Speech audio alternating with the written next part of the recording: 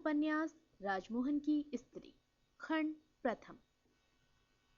मधुमती नदी के समीप बसा राधागंज एक छोटा सा गांव है, लेकिन जमींदारों के कारण उस गांव की रौनक बनी हुई है। एक बार की बात है, एक 30 वर्ष की स्त्री दोपहर की नींद से जागकर बाल संवारने के काम में लग गई। औरतें सामान्यतः इस काम में बहुत सा समय बर्बाद कर देती हैं, लेकिन इस स्त्री ने ज्यादा समय नहीं लगाया। एक छोटे से 4 अंगुल शीशे, एक बड़ी कंघी तथा जल की सहायता से बाल संवारने का काम समाप्त करके स्त्री ने अपने माथे की बिंदी लगाई और पान की पीक से दोनों होठों को रंगती हुई कमर में कलसा दबाए मस्त चाल से निकल पड़ी। लेकिन वो सुंदरी सीधे गांव के पनघट पर न जाकर दरवाजे पर बांस का छोटा सा टट्टर हटाकर एक पड़ोसी के घर में चली गई। उसमें छप्पर पड़े हुए 4 कमरे थे। आंगन काफी साफ सुथरा था। कमरे इस बात का पूर्ण प्रमाण थे कि घर के मालिक को किसी बात की कमी नहीं थी। आंगन के चारों कोनों में 4 कमरे थे। 3 के द्वार भीतर की ओर थे, चौथे का बाहर की ओर था। पहले 3 रहने के लिए तथा चौथा बैठक के लिए था। मकान के दलान के सामने आंगन में कुछ साग सब्जी उगी थी। सुंदरी को घर में प्रवेश करने में कुछ मुश्किल न हुई। प्रवेश करते ही उसने देखा कि मालकिन नींद से जागकर कहीं इधर उधर चली गई हैं। वहां एक 18 वर्ष की युवती और दूसरा 4 वर्ष का बच्चा था। युवती कपड़े पर फूल काट रही थी। बच्चा पास रखी स्याही की दवात से खेल रहा था। उसका मुंह स्याही से पुता पड़ा था। आने वाली स्त्री उस सुंदरी के पास नीचे ही बैठ गई। बोली, क्या कर रही है? खुशी से सुंदरी के चेहरे पर हंसी आई और बोली, बड़े भाग्य हैं जो आज दीदी ने आज दर्शन दिए। न जाने किसका मुंह देखकर उठी थी। आने वाली महिला ने भी हंसते हुए उत्तर दिया, जिसका मुंह रोज सवेरे देखकर उठती है उसी का देखा होगा। किंतु इस बात से युवती के चेहरे का रंग फीका पड़ गया और आने वाली भी सहम गई। उसके भी मुख की हंसी न जाने कहां गायब हो गई। आने वाली स्त्री 30 वर्ष की सांवली सूरत की थी। हालांकि वो ज्यादा सुंदर तो नहीं है, फिर भी शरीर का कोई अंग खटकने वाला नहीं है। उसके चेहरे पर चंचल माधुरी थी और आंखों में हंसी, जिसने उसकी माधुरी को मधुर बना दिया था। उसने जो आभूषण पहने हुए थे वो मात्रा में ज्यादा न होने पर भी काफी बोझिल थे। वो एक मोटी साड़ी पहने हुई थी। 18 वर्ष की युवती के कोमल शरीर पर ऐसे आभूषण न थे। उसकी बातचीत में पूर्वी बंगाल की भाषा का शुद्ध उच्चारण था, जिससे पता लगता था कि वो मधुमती के किनारे पैदा नहीं हुई है, बल्कि उसका जन्म तथा पालन पोषण भगीरथी नदी के निकट किसी गांव में हुआ होगा। सुंदरी के गोरे मुखड़े की लाली मन की व्यथा के कारण कुछ फीकी पड़ गई थी, ठीक वैसे ही जैसे दोपहर की धूप के कारण गुलाब की पंखुड़ियां आधी ताजी तथा आधी सूखी हुई होती हैं। उसके मुरझाए हुए छोटे छोटे होंठ इस बात का प्रत्यक्ष प्रमाण थे कि उसके मन में कितनी व्यथा छिपी हुई है। उसके साफ धुली हुई साड़ी पहन रखी थी। गहनों के नाम पर केवल कलाइयों में चूड़ियां तथा बाहों में तावीज शोभायमान था। वो कढ़ाई का काम छोड़कर आने वाली से बातचीत में लग गई थी। आने वाली भी अपनी गृहस्थी के दुख को सुना रही थी। हालांकि इन बातों को कहने सुनने से कुछ लाभ नहीं होता, फिर भी दोनों की आंखों में आंसू उमड़ रहे थे। अभी वो अधिक वेग से रोने की कोशिश ही कर रही थी कि उनकी नजर बच्चे की स्याही से भरे चेहरे पर पड़ गई और उनकी बरबस हंसी छूट पड़ी। आगंतुक स्त्री ने संध्या हुई देखकर सुंदरी से घाट से पानी भर लाने को कहा, पर वो राजी न हुई। लेकिन आने वाली स्त्री कब पीछा छोड़ने वाली थी। अंत में सुंदरी ने कहा, कनक दीदी, तू तो जानती है मैं कभी पानी भरने नहीं गई। कनक दीदी, तभी तो चलने को कह रही हूँ। तू क्यों दिन रात पिंजरे में बंद रहती है? और सब घरों की बहू बेटियां भी तो जल भर लाती हैं। वो फिर भी ना मानी, बोली, झगड़ा करने की क्या आवश्यकता है? तुझे तो मालूम है पति मेरा घाट पर जाना पसंद नहीं करते। कनक ने उत्तर न देकर शीघ्रता से चारों ओर देखा, फिर जैसे कुछ कहना चाहती हो सिर झुकाकर बैठ गई। सुंदरी ने पूछा, क्या सोच रही हो कनक? कनक ने कहा, तेरे आंख होती। सुंदरी के इशारे से उसे आगे बोलने से मना किया और कहा, चुप, समझ गई। कुछ देर वो गहरी चिंता में डूब बैठी रही, फिर बोली, चलो, लेकिन पाप तो ना होगा? कनक हंसते हुए बोल पड़ी, मैं कोई पंडित नहीं हूं, पाप पुण्य की मुझे खबर नहीं, पर अगर मेरे 150 मर्द होते तो भी मैं न डरती। तू बड़ी हिम्मती है, कहते हुए हंसती हंसती वो युवती कलसा लेने उठी। बोली, 150? क्या इतने मर्दों की तुझे साध है री? कनक ने हंसते हुए कहा, मुंह से कहने में क्या बुराई है? भगवान ने एक तो दिया है, अगर 150 भी वैसे होते तो करोड़ होने में क्या फर्क पड़ता है? किसी से अगर मुलाकात हुई ना हुई तो करोड़ मर्दों की स्त्री होने पर भी मैं सती साध्वी पतिव्रता हूँ। कुलीन का भाग्य, कहती हुई सुंदरी शीघ्रता से रसोई घर से एक छोटी सा कलसा ले आई, ठीक जैसे पनहारिन वैसा ही कलसा। तब दोनों नदी की ओर चल दी। कनक ने हंसते हुए कहा, अब चलो गांव की गोरी, मुंह बाए खड़े लोगों को रूप की छटा दिखा लाऊं। मेरे कल मुंहे बंदर, कहकर कनक के साथ स्त्री ने लज्जा से घूंघट अच्छी तरह मुंह ढक लिया। सूर्य की किरणें पेड़ पौधों के ऊपर से गायब हो चुकी थी, लेकिन अभी तक धरती पर पूर्णतः अंधेरा नहीं छाया था। इस समय कनक और उसकी साथिन पानी का कलसा लिए लौट रही थी। रास्ते में एक बहुत छोटा सा बाग था। पूर्वी बंगाल में वैसा बाग बहुत कम देखने को मिलता है। सजे हुए लोहे के कटहरे के बीच अनगिनत गुलाब और मल्लिका की कलियां और अनेक फूल आंखों को आनंद दे रहे थे। बाग के बीच एक पुष्करणी थी, जिसके चारों ओर हरी हरी घास की मखमली चादर बिछी हुई थी। इस घाट के सामने ही बैठक खाना था, जिसके बरामदे में खड़े हुए दो व्यक्ति बात कर रहे थे। ज्यादा उम्र का व्यक्ति 30 वर्ष से ज्यादा का न था। उसका डील डॉल लंबा शरीर मोटा था। मोटा होने के कारण उसके शरीर का गठन सुडौल नहीं था, रंग काला था। चेहरे से वो अंशमात्र भी सत्पुरुष नहीं लग रहा था। उसके मुख पर क्रोध तथा कठोरता की झलक दिखलाई पड़ रही थी। उसमें विशेषता क्या थी, ये तो कुछ अनुमान नहीं लगाया जा सकता। हाँ, वो ढाका की महीन धोती, सिर पर ढाका की लंबी चादर बल देकर बांधे हुए थे, मानो पगड़ी पहन रखी हो। पगड़ी बांधने से सिर पर जो एक दो बाल थे वो भी दिखाई नहीं पड़ रहे थे। ढाका की मलमल के कुर्ते के साथ सोने का ताबीज चमक रहा था। गले में पहना हुआ मोटा सोने का हार ऐसा लग रहा था मानो मंदराचल पर्वत पर वासुकी नाग लिपटा हुआ है। कुर्ते में सोने के बटन तथा जंजीर लगी हुई थी। सभी उंगलियों में अंगूठियां पहन रखी थी और पांव में अंग्रेजी बूटे। सभी उंगलियों में अंगूठियां पहन रखी थी और पांव में अंग्रेजी बूट थे। इसके साथ का दूसरा आदमी अत्यंत सुंदर नजर आ रहा था। उम्र 20-22 साल के करीब होगी। उसका खूब गोरा स्निग्ध वर्ण था। वो एक धोती पहने था, जो अधिक महंगी न थी। अंग्रेजी शर्ट पहने हुए था और गले में सुव्यवस्थित ढंग से चादर डाल रखी थी। पैरों में अंग्रेजी जूते तथा उंगली में अंगूठी थी।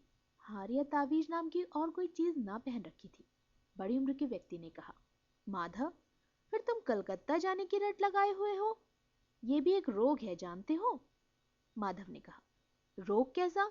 माथुर दादा, अगर कलकत्ता मेरे लिए रोग है तो क्या राधागंज के लिए तुम्हारा मोह रोग नहीं? माथुर, क्यों? माधव, क्योंकि क्या बात है? राधागंज के आम के बाग की छाया में तुमने अपना जीवन बिताया है, इसलिए तुम उसकी रट लगाए रहते हो।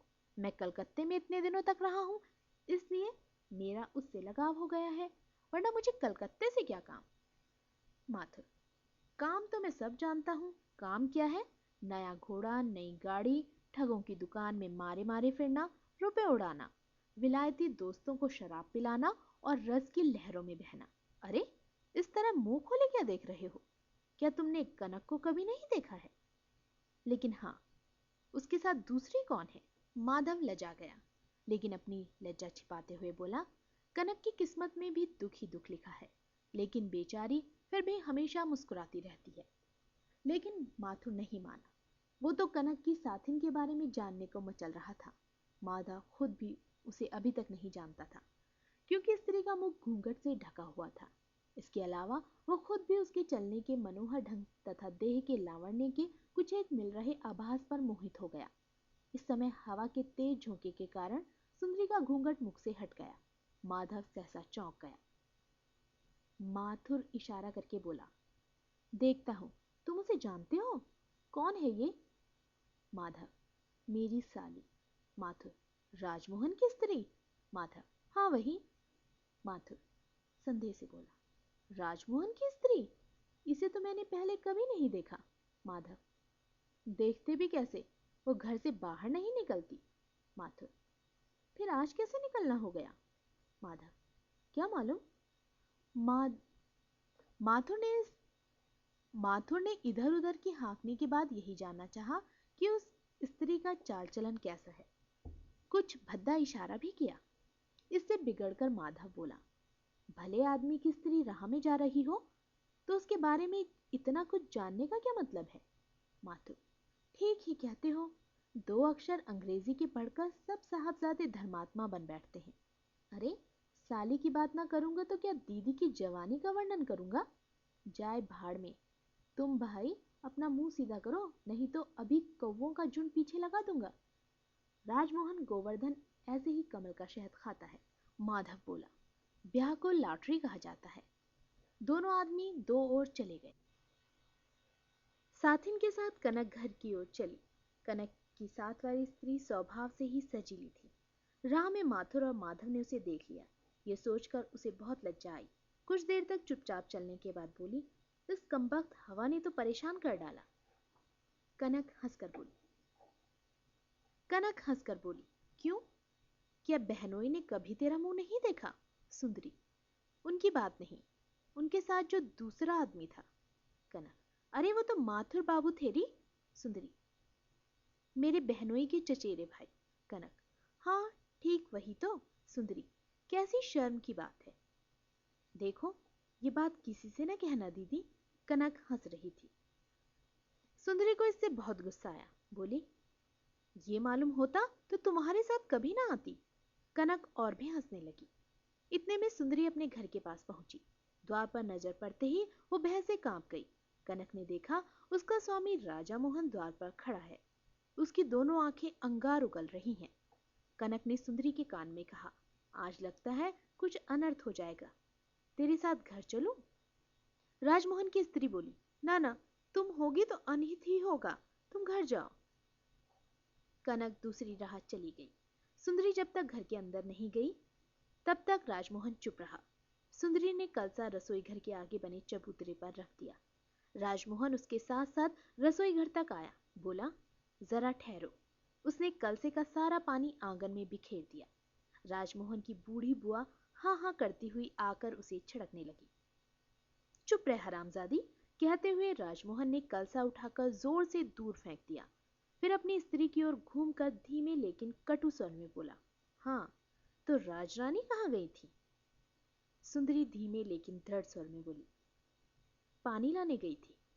स्वामी जी ने उसे जहां ठहरने को कहा वहीं पर मूर्ति सी बनी खड़ी रही। राजमोहन व्यंग से बोला, पानी लाने गई थी महारानी? किससे पूछ कर गई थी? सुंदरी, किसी से नहीं। राजमोहन अब गुस्से पर काबू न पा सका। चिल्लाकर बोला, किसी से पूछकर नहीं गई? मैं 1000 बार तुझे मना कर चुका हूं। सुंदरी ने पहले के समान धीमे स्वर में कहा, हाँ मना कर चुके हो। राजमोहन, फिर क्यों गई हरामजादी? सुंदरी अति गर्वित वचनों में बोली, मैं तुम्हारी पत्नी हूं। उसका चेहरा लाल हो गया और गला भर आया।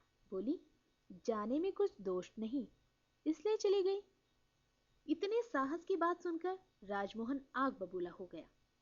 बिजली की तरह कड़क कर बोला, मैं तुझे 1000 बार मना कर चुका हूं। इतना कहने के साथ ही बाघ की तरह उछलकर उस सती साध्वी सी खड़ी मूर्ति का एक हाथ पकड़कर उसने दूसरा हाथ मारने के लिए उठाया। वो बेचारी भोली भाली कुछ समझ ना सकी और मारने के लिए उठे हाथ की पहुंच से बाहर न जाकर वही मूर्ति सी खड़ी रही। केवल ऐसी कातर दृष्टि से उस अत्याचारी के उठे हुए हाथ की ओर ताकती रही कि उसका हाथ मंत्रमुग्ध हुए सांप की तरह उठ ही ना पाए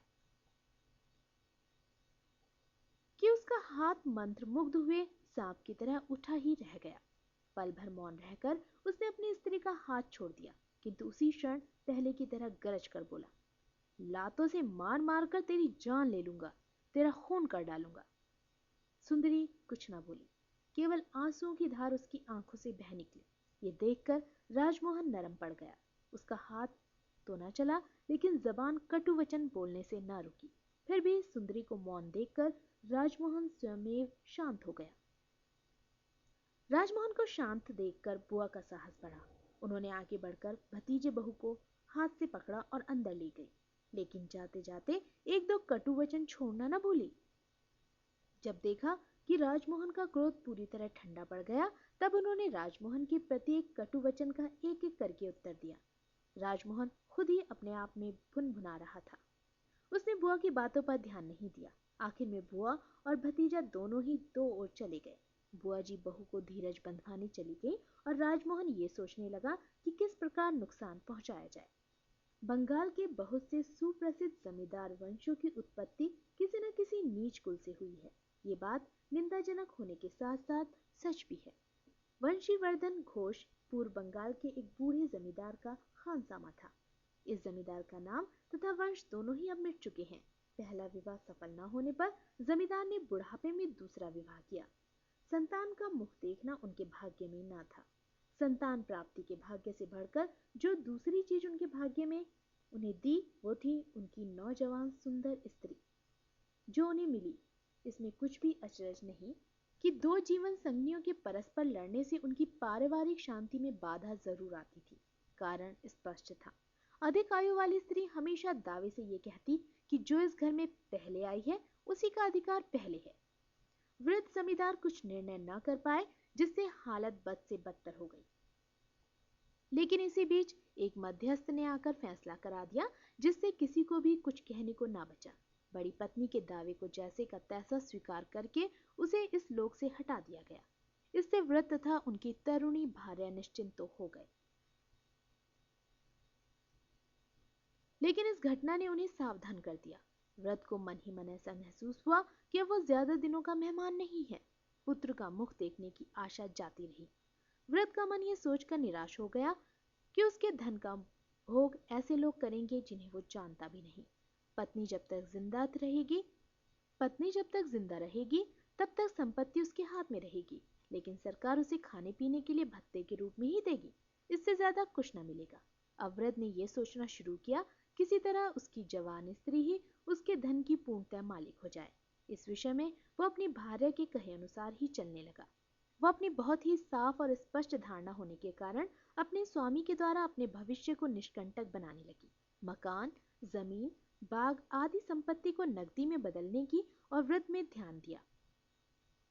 जमींदार को जहां तक हो सका नगद रुपयों और जेवरों में बदला जाने लगा। नकदी के विषय में तो व्रत का लालच इतना ज्यादा हो गया था कि जिस दिन वो इस दुनिया से उठा, उसकी विशाल धनराशि का उसकी जमीन का एक बहुत साधारण हिस्सा थी। करुणामयी ने वो वृद्ध की स्त्री थी। अपनी बुद्धिमती होने के विषय में कुछ भी संदेह करने का मौका उसे न देकर यह निश्चय किया कि जिस रूप और रूपा दो दुर्लभ चीजों के नाम की वो अधिकारिणी है, उसकी सद्गति करनी होगी। उसने अपने को समझाया कि भगवान रामचंद्र ने भी तो सीता के विरह में व्याकुल होकर उसकी सोने की मूर्ति बनवाकर अपने मन को तसल्ली दी थी। इसीलिए वो प्रिय मृत स्वामी जो चला गया है, जिसके विरह में वो व्याकुल है, किसी स्वर्ण मूर्ति को उसका प्रतिनिधि न बनाकर अगर किसी जीते जागते मनुष्य को ये पद दिया जाए तो इस पद्धति की उन्नति होगी। इस तरह के तर्क से मन को मजबूत बनाकर मृत पति की प्रति श्रद्धा और देवताओं के आदर्श से प्रेरित होकर उसने अपने मृत पति का एक सजीव प्रतिनिधि चुन लिया। बाबू का खानसामा वंशीवदन ही भाग्यवान निकला। उसी के मस्तक पर वो मोर मुकुट सुशोभित हुआ। धूर्त वंशीवदन भी कभी यह मौका चूकने वाला था। प्रभु पत्नी के देह साम्राज्य का स्वामी होने के साथ साथ उसकी अपार संपत्ति का स्वामी वो ना बने, ये बात वो कभी सोच भी न सकता था, और हुआ भी यही। संपत्ति का मालिक होने में तथा जमा नकदी हथियाने में उसे जरा भी मेहनत नहीं करनी पड़ी। वो स्वयं ही खानसामे से सदर नायब के पद पर पहुंच गया। इस बीच किसी अज्ञात कारण से करुणामयी को भीतरी बुखार रहने लग गया, जो बढ़कर इतना उग्र रूप धारण कर बैठा कि उसने चंचल विधवा के मन की आग शांत होने के बहुत पहले ही उसे इस लोक से उठा लिया।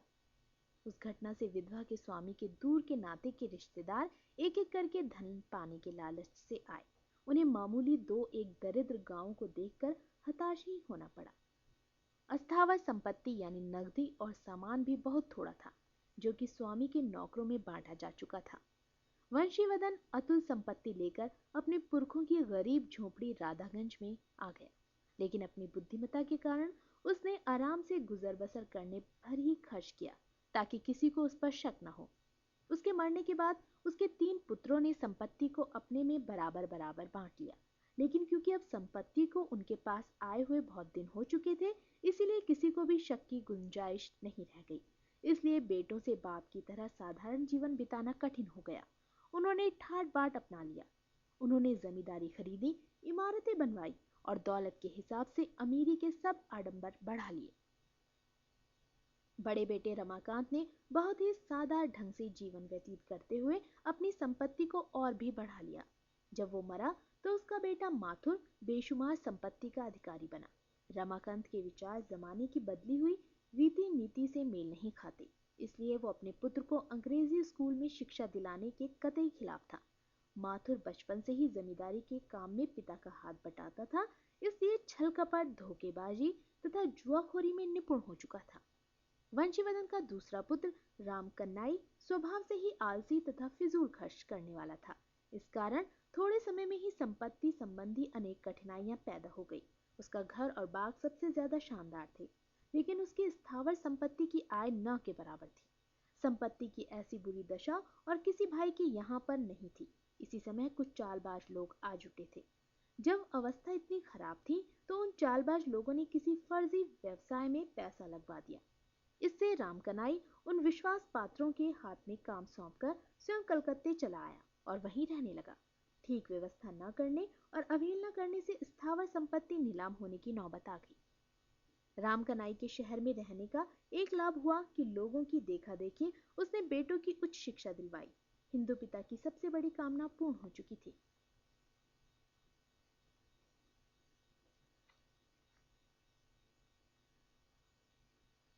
एक सुंदर लड़की के साथ पुत्र का विवाह कर दिया। कलकत्ते के निकट किसी गांव का एक कायस्थ बड़ाई करता था कि देवता ने उसे जिस महान संपत्ति अधिकार दिया था उनकी तुलना नहीं है। रूप, गुण और कर्तव्य तथा स्वभाव में उसकी दोनों कन्याएं बेजोड़ हैं, किंतु जो भाग्य देवता कोमल हृदय वाली हिंदू घर की परम सुंदरी और अति कोमल हृदय वाली बालिकाओं का असंवेदनशील लड़कों के साथ गठबंधन कर दिया करते हैं, उन्होंने ही उस कायस्थ की बड़ी बेटी मातंगिनी का जबरदस्ती राजमोहन से विवाह कर दिया। ब्याह के बाद भी माँ बाप को यह विश्वास था कि वह लड़की के योग्य नहीं मिला। लड़की उस समय एक अबोध बालिका थी, जबकि वह जवान था। लेकिन ये विषमता विवाह में बाधा न डाल सकी। पर मातंगिनी के पिता ने इस पर ध्यान नहीं दिया। राजमोहन अधिक सुंदर न था, पर उस जमाने में कम उम्र के पर उस जमाने में कम उम्र के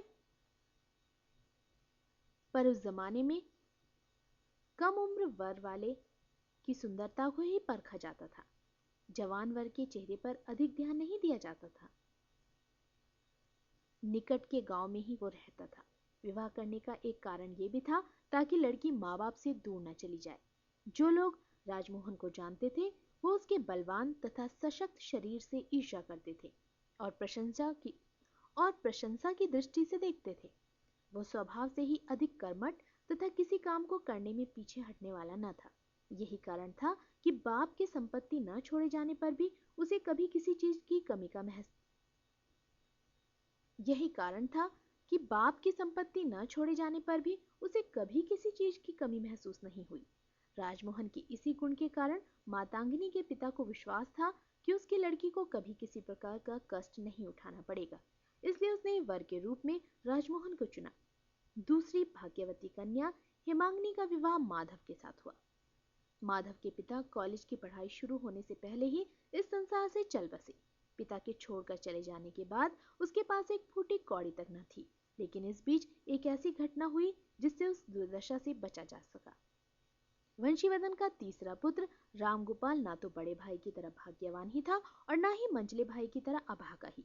वो निसंतान ही इस जहां से चल बसा और जाते हुए अपने भतीजे माधव को अपनी संपत्ति इस शर्त पर दे गया कि जितने दिन उसकी विधवा पत्नी जीवित रहे माधव उसकी देखभाल करे। इधर माधव शिक्षा पूरी न होने तक पढ़ने लिखने में ही लगा रहा और जायदाद की देखभाल उसके बालिग होने तक उसके कर्मचारी करते रहे। साल समाप्त होने से पहले ही वो अपनी सुंदर स्त्री को साथ लेकर शहर छोड़ गांव जाने की तैयारी करने लगा और अपनी स्त्री हेमांगिनी को उसके मायके मिलाने ले गया। हेमांगिनी को मातंगिनी बहुत प्यार करती थी। सौभाग्यवश उस समय मातंगिनी भी अपने मायके में ही थी। माधव ससुराल में अधिक दिन रहना नहीं चाहता था और एक लंबे समय के लिए अपने माता पिता से दूर रहने के कारण हिमांगनी बहुत रोती थी। उसका ख्याल था कि एक बार दूर जाने के बाद शायद वो लौट कर ना आए। मायके से क्या कभी कोई उसे मिलने आएगा? बाप तो कहते हैं कि मिलने आ जाएंगे, लेकिन माँ तथा बड़ी बहन तो कभी न मिलेंगी। वो तो दोनों चुपचाप रोती रही और आशीर्वाद देती रही। मातंगनी ने एक दिन बहन का हाथ पकड़कर उसे एक ओर ले जाकर कहा, हेम, तुझे एक बात कहूंगी तो करोगी? हेमांगनी ने कुछ जवाब न देकर अपनी बड़ी बड़ी काली पुतली वाली आंखों से दीदी की ओर देखा। मातंगनी ने फिर कहा, हेम, कल हम एक दूसरे से अलग हो जाएंगी, क्यों?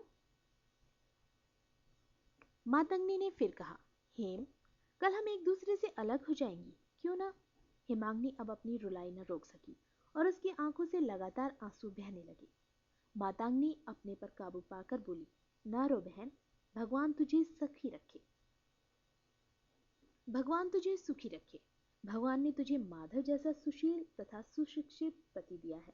तुझे कभी कोई अभाव न खटकेगा। ये कहते कहते वो अपने पर काबू न पा सकी और हेमांगनी के हाथ पर आंसू गिरने लगे।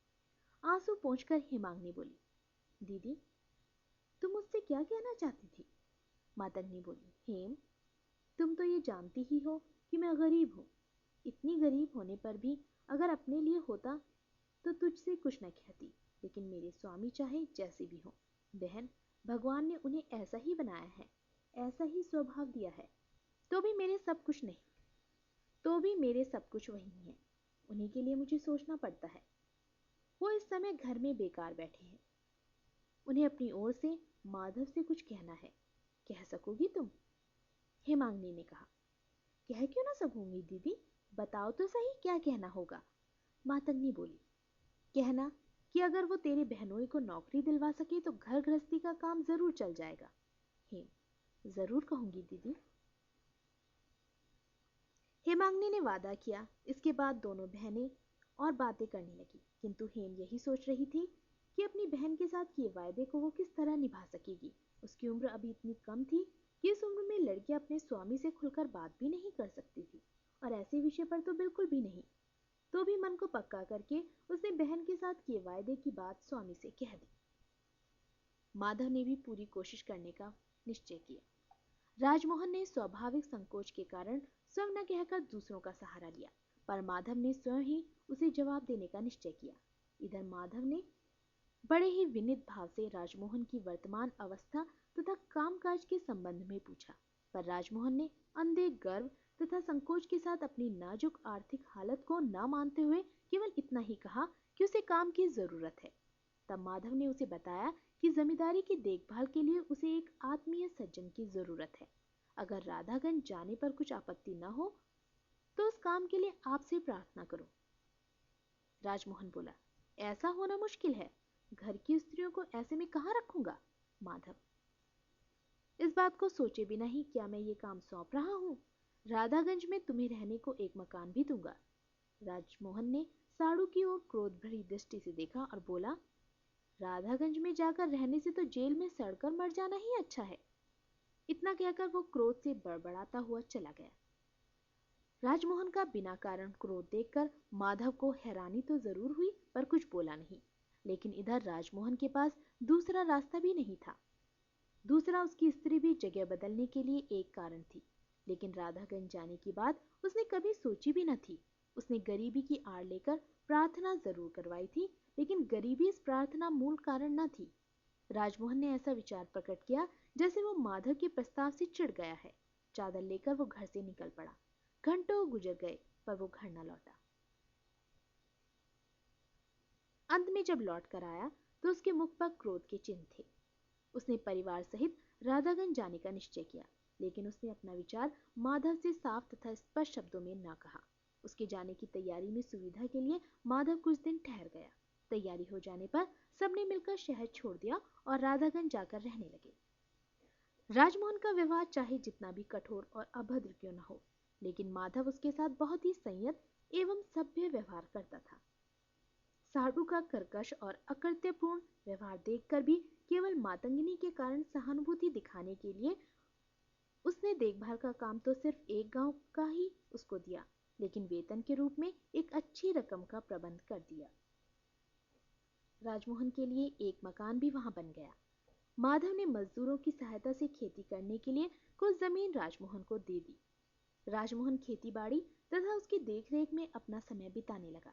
जमींदारी का काम उसे समझ नहीं आता था, लेकिन इतनी सहायता करने पर भी माधव राजमोहन के मन को न जीत सका। जब से राजमोहन राधागंज में आया, तभी से वो अपने असंवेदनशील व्यवहार से माधव को तंग करने लगा। हृदयहीन तथा निष्ठुर व्यवहार के कारण उन दोनों के बीच संपर्क साधारण ही रहता। सब कुछ जानते हुए भी माधव ऊपर से कोई बात प्रकट नहीं करता था।